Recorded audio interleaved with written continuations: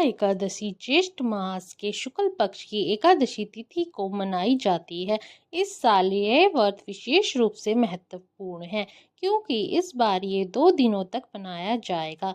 एकादशी तिथि 6 जून 2025 को रात 2:15 से शुरू होगी और 7 जून 2025 को सुबह 4:47 तक समाप्त हो जाएगी। उदय तिथि के आधार पर व्रत 6 जून 2025 को मनाया जाएगा।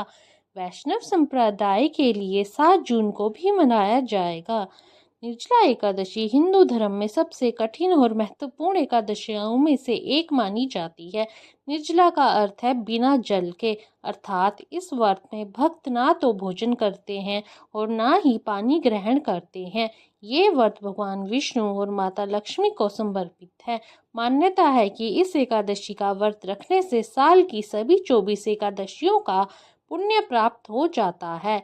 ये व्रत आत्म अनुशासन, भक्ति और तप का प्रतीक है जो भक्तों को मोक्ष, समृद्धि और पापों से मुक्ति दिलाता है। इस दिन जल, भोजन और अन्य वस्तुओं का दान करना विशेष रूप से पुण्यदायी माना जाता है।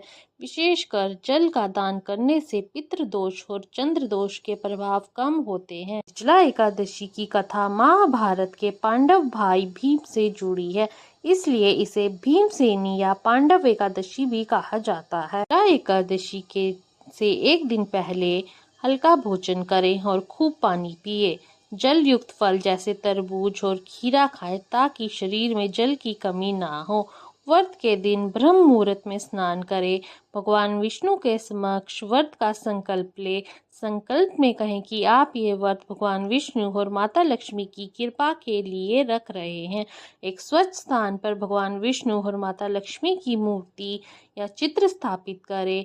पूजा के लिए चंदन, तुलसी पत्र, फल, फूल, धूप, दीप, मिठाई, पंचामृत तैयार करें। भगवान विष्णु को पंचामृत और तुलसी पत्र अर्पित करें। विष्णु सहस्त्र नाम या भगवत गीता का पाठ करें। नमो भगवते वासुदेवाय मंत्र का जाप करें। माता लक्ष्मी की पूजा करें, उन्हें कमल का फूल अर्पित करें। निर्जला एकादशी की कथा पढ़े या सुने। पूजा के बाद गरीबों और जरूरतमंदों को जल, भोजन व वस्त्र का दान करें। अगले दिन द्वादशी तिथि पर पारण समय में व्रत तोड़े।